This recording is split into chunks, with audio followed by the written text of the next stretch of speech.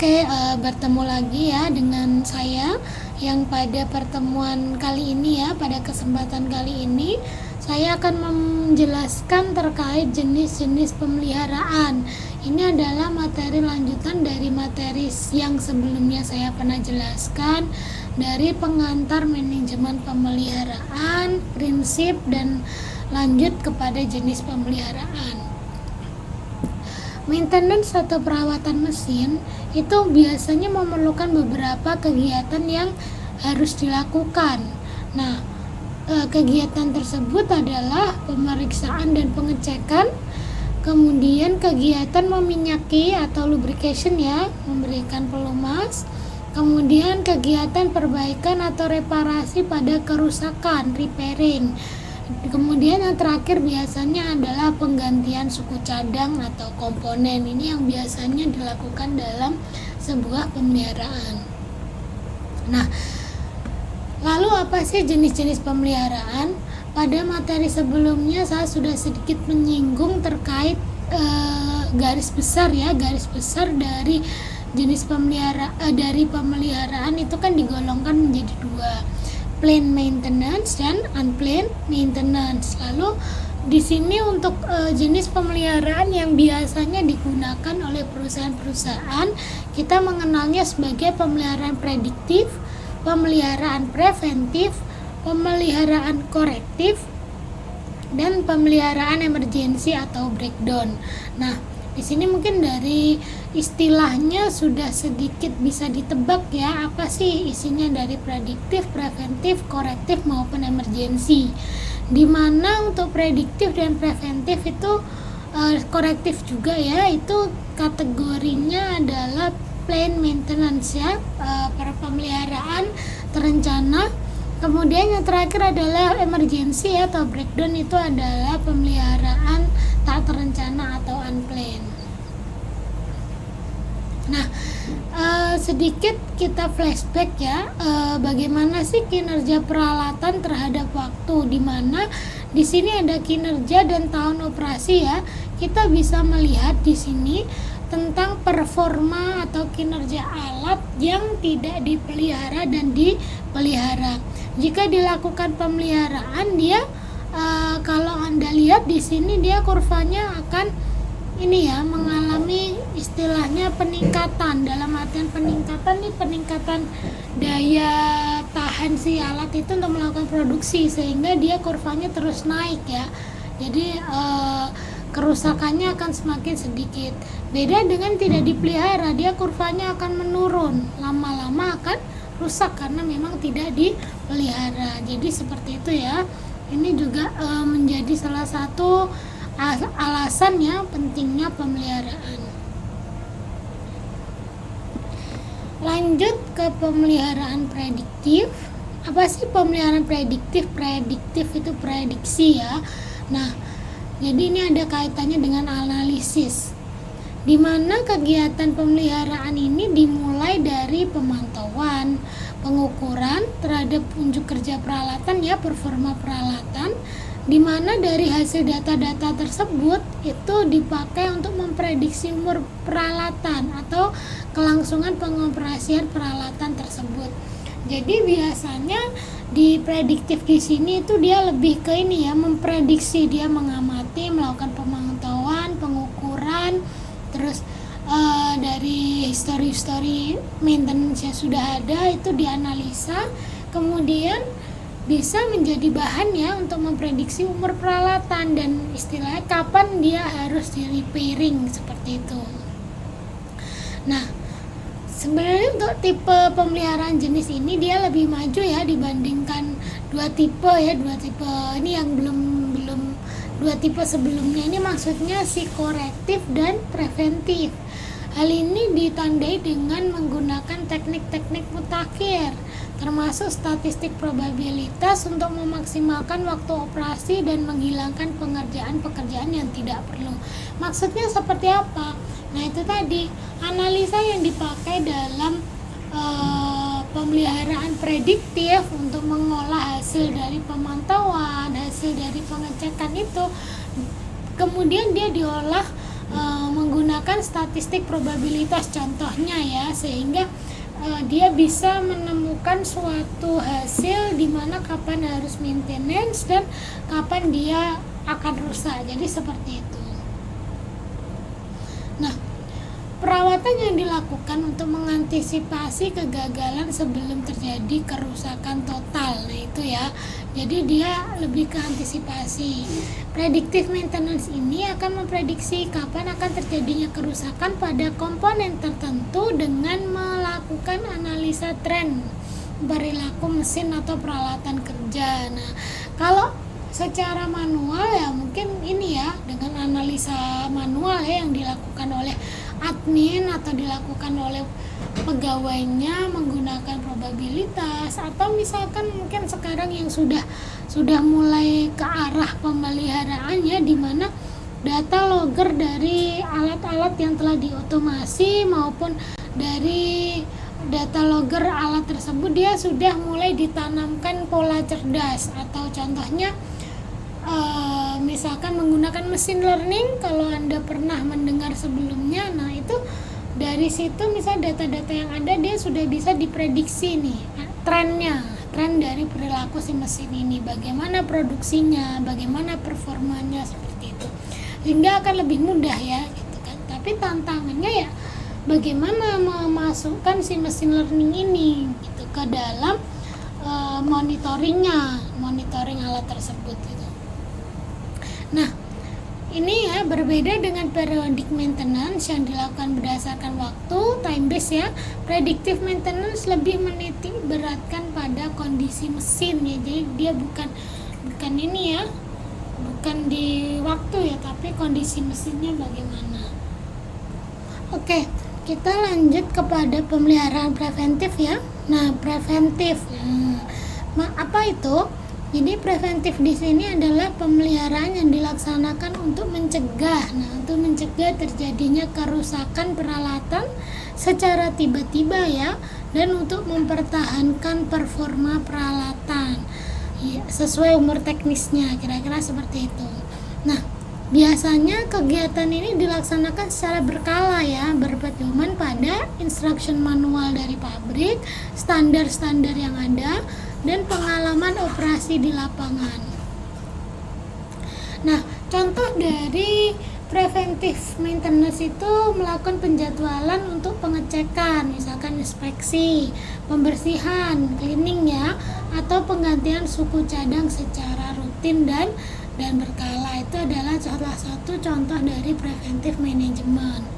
Kemudian perawatan berkala yang terjadwal dalam melakukan pembersihan mesin, inspeksi, meminyaki, dan juga penggantian suku cadang yang terjadwal untuk mencegah terjadi kerusakan mesin secara mendadak yang dapat mengganggu kelancaran produksi.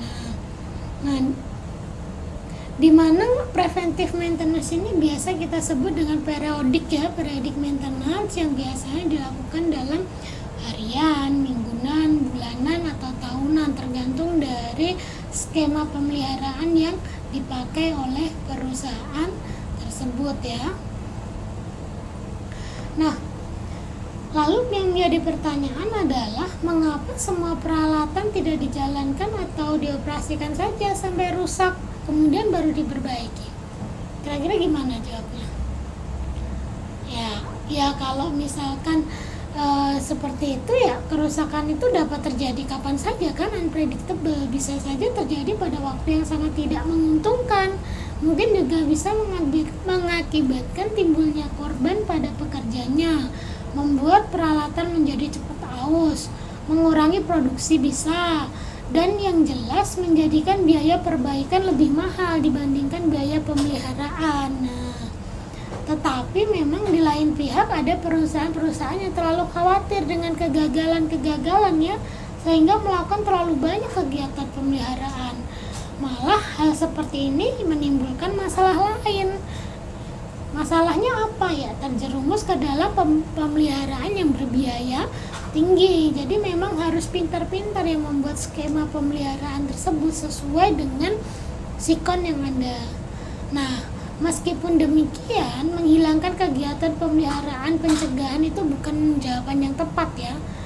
Nah, Jadi memang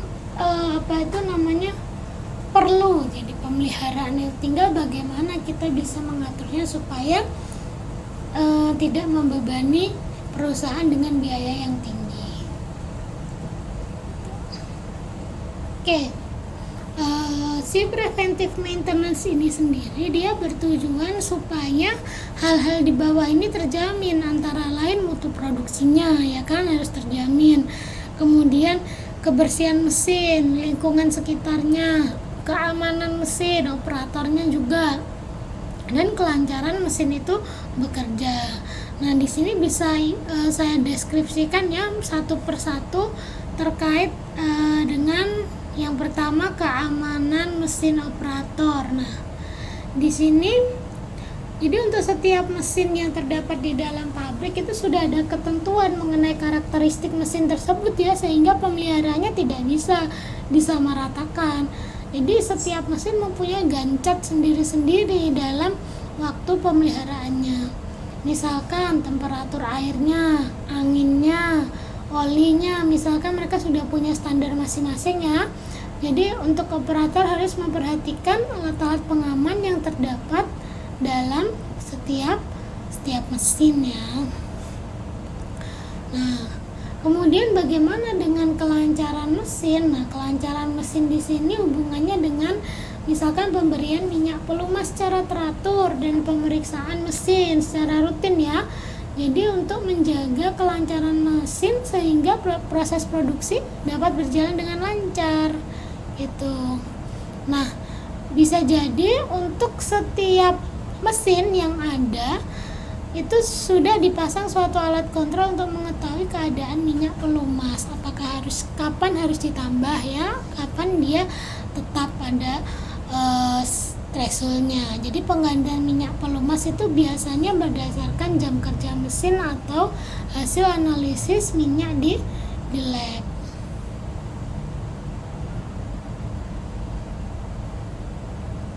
Nah, kemudian untuk mutu produksi. Nah, di sini mutu produksi itu maksudnya menjaga mutu produksi yang bertujuan untuk selalu dapat memenuhi standar mutu mereka ya, dengan menekan tingkat kerusakan produk serendah mungkin. Hal ini dilakukan dengan cara mempertahankan tingkat produktivitas kerja ya, dan selalu memenuhi spesifikasi kerja yang telah ditentukan, serta ketelitian dan kecermatan yang didukung oleh tekad dan kemauan kerja yang tinggi. Jadi untuk mencapai mutu produksi tersebut, bagian maintenance akan menjaga agar pabrik tetap dapat beroperasi secara efisien dengan menghindari hambatan sekecil mungkin sehingga produk dapat diserahkan ke pelanggan tepat waktu.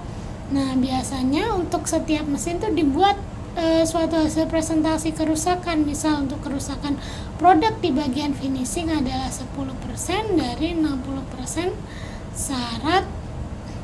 sasarannya, dari 60% yang ditargetkan atau sasarannya. Nah, selanjutnya adalah kebersihan mesin dan lingkungan sekitar. Biasanya ini juga hal yang paling penting ya. Jadi lantai di sekitar mesin tuh harus bersih dari lumuran minyak yang berlebihan pada waktu melaksanakan pelumasan, serta dari sampah yang berserakan. Nah, hal ini untuk apa? Ya, untuk menghindari terjadinya kecelakaan serta menciptakan kenyamanan bekerja. Karena kebersihan mesin yang dijaga dengan cara membersihkan mesin tersebut, nah, itu penting ya. Jadi dalam melaksanakan kegiatan maintenance itu bila perlu ada penambahan jam kerja. Biasanya penambahan jam kerja dilakukan pada hari Minggu atau hari-hari libur yang mungkin biasa kita kenal sebagai overtime ya. Nah, itu untuk maintenance. Nah, kegiatan yang dilaksanakan pada hari libur, hari Minggu itu kan preventive maintenance. Biasanya apa saja ya? Itu tadi misalkan pelumasan, perbaikan terencana ya, misalnya memperbaiki motornya atau mengganti komponen gitu kan, mengganti spare part, itu bisa dilaksanakan pada hari libur sehingga tidak mengganggu apa itu namanya produksi ya, seperti itu. Nah, lalu bagaimana nih ketika kita ingin membuat jadwal ya, ingin membuat jadwal pemeliharaan gitu kan. Jadi untuk memudahkan pelaksanaan kegiatan preventive maintenance, dibuat suatu jadwal, misalkan mendistribusikan kegiatan secara merata dalam skala waktunya dengan memperhatikan frekuensi kegiatan. Bisa menggunakan checklist dengan instruksinya ya, untuk dipakai sebagai pedoman petugas maintenance-nya untuk keseragaman pelaksanaan dan pengecekan apa saja pengecekannya supaya tidak ada yang tertinggal. Nah, perawatan pencegahan dilakukan tepat waktu kecuali mesin sedang diperbaiki karena kerusakan, misalkan lagi overhaul ya. Kalau overhaul kita tidak bisa memprediksi juga kapan, biasanya akan memakan waktu yang lebih lama. Lanjut kita ke jenis pemeliharaan selanjutnya, yaitu pemeliharaan korektif ya. Nah, apa itu pemeliharaan korektif? Koreksi ya dia. Jadi pemeliharaan yang dilakukan dengan berencana pada waktu-waktu tertentu. Nah, contohnya ketika gardu induk ya. Nah, ketika gardu induk atau transmisi mengalami kelainan atau performanya rendah ya pada saat menjalankan fungsinya, dengan tujuan untuk mengembalikan pada kondisi semula disertai perbaikan dan penyempurnaan instalasi. Jadi contohnya ini di PLN ya. Jadi dia tujuannya ya bagaimana dia bisa berfungsi seperti semula gitu kan, dengan menganalisis ini outputnya kok seperti ini, harusnya kan tidak seperti ini. Nah, berarti kita bisa melakukan pemeliharaan korektif. Nah, pemeliharaan ini disebut juga kuratif ya, bisa berupa troubleshooting atau penggantian bagian yang rusak atau kurang berfungsi dan dilaksanakan terencana. Jadi dia bukan perbaikan yang menunggu rusak baru diperbaiki, tidak. Mungkin ada part-part atau bagian set kecil yang rusak sehingga mengganggu proses produksi. Nah, itu bisa dilakukan pemeliharaan korektif, mengkoreksi supaya dia bisa lebih oke, hasilnya bisa sesuai standarnya. Nah,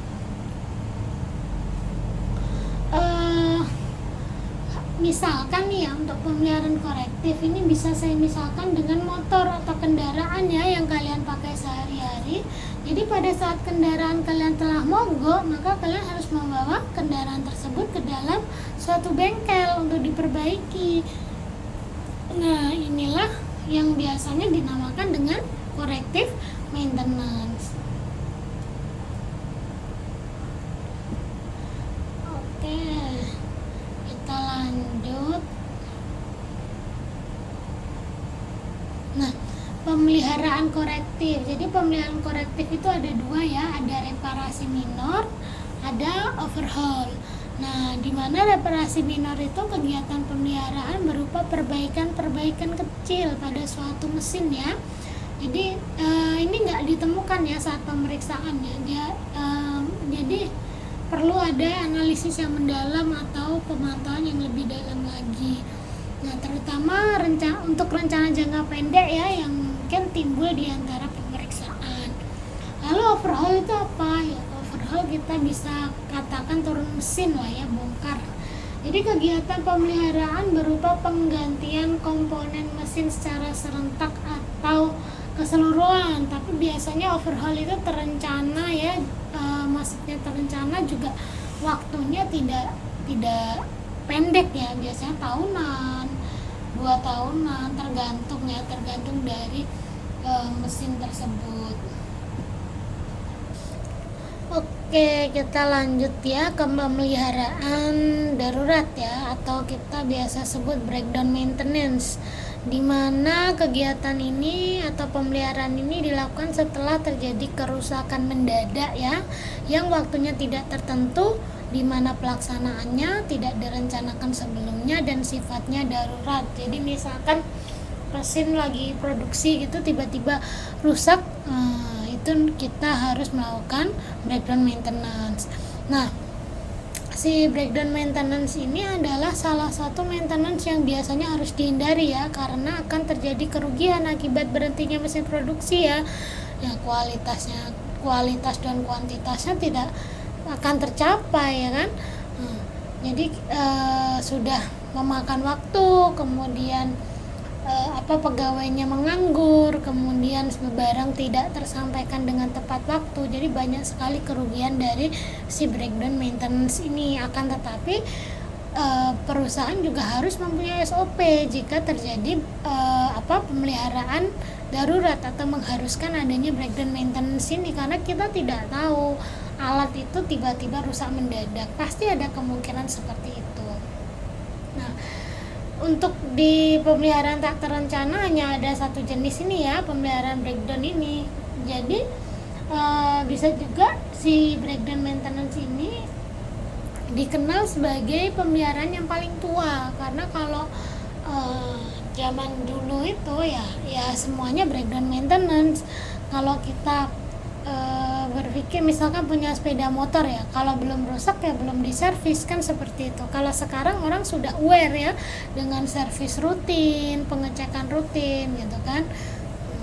Seperti itu. Untuk jenis pemeliharaan ini tuh mengizinkan peralatan untuk beroperasi hingga rusak total. Jadi kegiatan ini tidak bisa ditentukan atau direncanakan sebelumnya. Jadi bisa disebut unscheduled maintenance ya.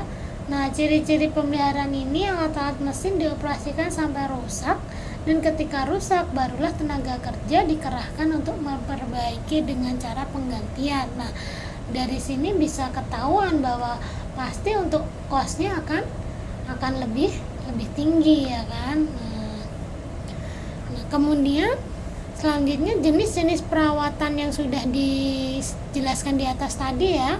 Nah, itu perlu dipelajari dan diketahui dalam menerapkan TPM, Total Productive Maintenance. Untuk mengukur kinerja mesin, kita juga dapat menghitungnya dengan rumus Overall Equipment Effectiveness. Nah, yang nanti akan kita pelajari pada materi selanjutnya. Nah, kembali lagi kepada jenis-jenis pemeliharaan tadi. Nah, biasanya ini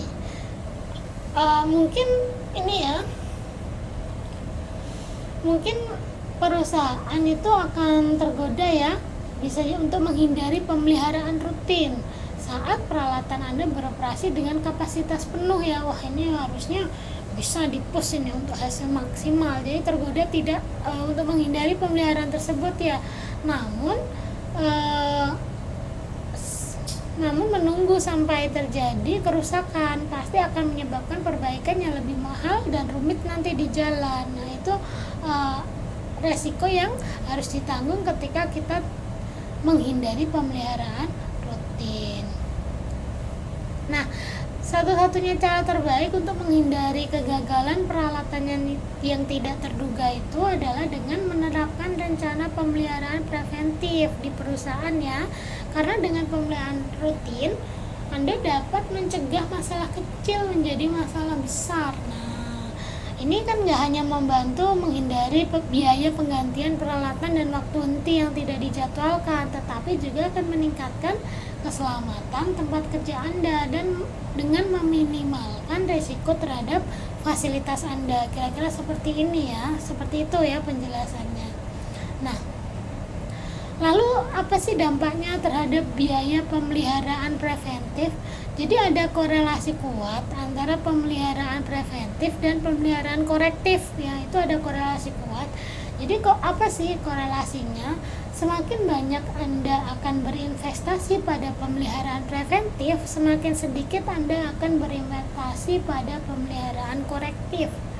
Jadi untuk mengoptimalkan investasi peralatan dan pemeliharaan Anda perlu menemukan titik keseimbangan antara kedua jenis perawatan ini. Nah, itu tadi rumusnya, sehingga hal ini penting, korektif dan preventif, tapi harus ada titik tengahnya. Jangan sampai ini membebani kos perusahaan gitu kan.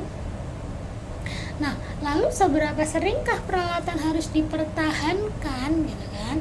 Jadi dua variabel penting ikut berperan ketika menentukan seberapa sering perawatan perlu dilakukan, yaitu apa? Waktu dan penggunaan. Misalkan preventif manajemen berbasis waktu dilakukan pada interval waktu yang ditentukan di luar jam kerja normal, tergantung pada jenis peralatan. Ini bisa berarti inspeksi, pemeliharaan terjadwal mingguan, 2 mingguan, bulanan, atau tahunan ya. Jadi contoh khas dari pemeliharaan preventif berbasis waktu itu inspeksi rutin pada peralatan penting yang akan berdampak pada produksi jika terjadi kerusakan. Lalu yang mengacu pada ini ya, penggunaan. Jadi PM atau preventive management berbasis penggunaan itu mengacu pada pemeliharaan yang dilakukan sesuai dengan seberapa sering peralatan digunakan. Nah, jenis peralatan ini berfokus pada jam aktif peralatan Anda dan variabel lainnya seperti siklus produksi. Untuk mekanisme pemeliharaan itu ada 4 ya. Nah, ada planning dulu, merencanakan, kemudian organizing, evaluating, pelaksanaannya, terakhir ada yang namanya evaluasi. Pasti harus dievaluasi ya, bagaimana gitu kan setelah dilakukan pemeliharaan terkait dengan cost, performa, dan lain sebagainya.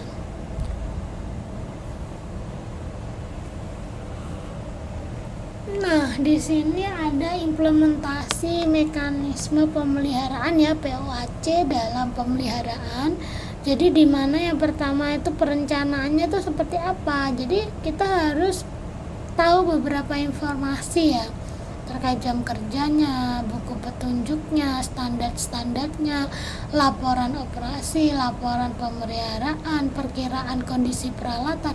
Ini yang dijadikan sumber atau bahan dalam menentukan jenis pemeliharaan apa yang akan dilakukan. Terus menentukan item apa yang akan dipelihara, menentukan kebutuhan material dan alat kerja. Baru nanti di situ ketemulah jadwal, menentukan jadwal. Setelah ada jadwal di perencanaan, lalu diorganisir nih, mulai dari koordinasi pelaksanaan, persiapan administrasi, kemudian persiapan sumber daya ya, SDM-nya, materialnya, peralatan kerjanya, suku cadang, dan lain sebagainya. Lalu baru pelaksanaan. Nah, pelaksanaan di sini apa ya? Pelaksanaan ya pasti nanti akan ada pengawas ya, pengawas pekerjaan, K3, manuver, sesuai job set ada enggak, terus kemudian pengukurannya seperti apa. Nah, dari pelaksanaan ini harus dievaluasi bagaimana hasil pemeliharaannya. Kan commissioning dioperasikan, nah tuh lalu kan hasilnya akan terrekod tuh, oh sudah benar nih pemeliharaannya. Ini rule-nya begitu terus nih kalau pemeliharaan. Ini proses ini ya, apa itu, kalau proses pemeliharaan instalasi penyalurannya mirip seperti di atas tadi ya, tapi ini digambarkan dalam tabel. Nah, ini contoh ya, misalkan contoh-contoh peralatan yang dipelihara di PLN itu ada trafo, ada pemutus tenaga, kemudian ada ini ya, lightning, ada busbar, sistem DC, proteksi, sutet, SKTT, SKLT, banyak ya, kompensator, di digital fault recorder, banyak ya. Ini contoh-contohnya yang perlu dipelihara. Nanti kalian bisa juga mengidentifikasi di plan yang lain.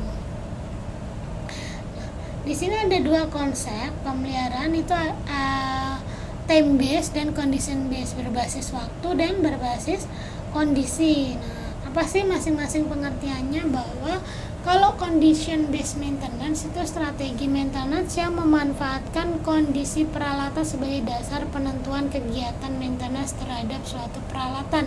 Jadi dilihat kondisinya ya, dia itu nanti yang akan dipertimbangkan adalah jam produksinya, kemudian performa alatnya ya, sehingga akan bisa dianalisis nih kapan ini akan dilaksanakan pemeliharaan berdasarkan kondisi yang ada. Nah, di sini bisa kita lihat ya, untuk pemeliharaan ya, tindakan-tindakan pemeliharaan. Ini perkembangannya ya. Jadi di era tahun-tahun yang lalu ya, itu dia itu arahnya masih ke berbasis komponen ya. Nah, jadi dia masih korektif, preventif, korektif, berbasis komponen sampai dengan tahun 1980-an ya. Nah, jadi tahun 1980 ini mulai peralihan, orang-orang sudah mulai mungkin banyak belajar ya, sehingga dia sudah menerapkan berbasis resiko dan kondisi, tidak lagi ke komponennya ya kan, berbasis resiko dan kondisinya. Terus kemudian berkembang lagi itu sudah mulai berbasis kondisi ya. Nah, untuk sekarang dia udah berbasis resiko. Nah, maksudnya apa ya? Itu lagi lebih kepada analisis nih, apa nih resiko-resiko yang terjadi, dianalisis, lalu akan muncul sebuah pertimbangan atau sebuah rencana pemeliharaan untuk meminimal resiko yang ada. Nah, ini contohnya di PLN ya, pemeliharaan di PLN sama sih, setiap perusahaan pasti mempunyai masing-masing ya, pemeliharaan masing-masing, tapi secara garis besar sama.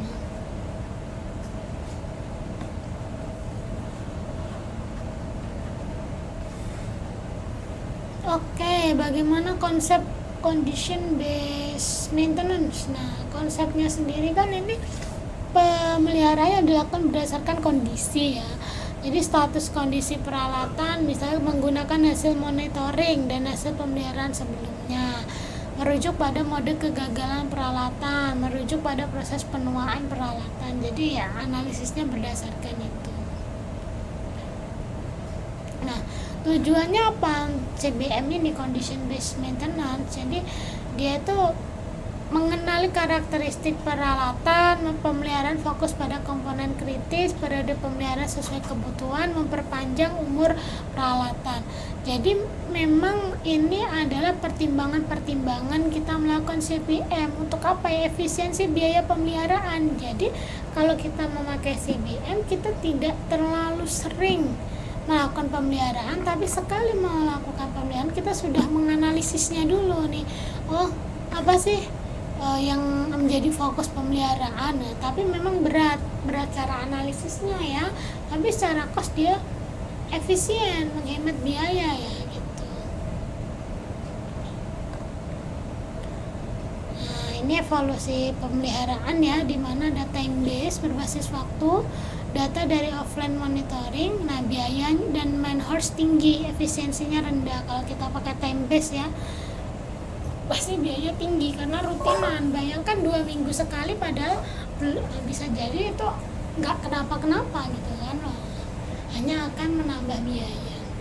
Kalau kondisi itu lebih ke prediktif ya, berbasis kondisi, datanya bisa offline online ya, dari data logger dan lain sebagainya, efisiensinya tinggi. Mungkin itu ya yang bisa saya jelaskan terkait dengan jenis-jenis manajemen pemeliharaan. Oke, kita akan ketemu di materi selanjutnya. Terima kasih.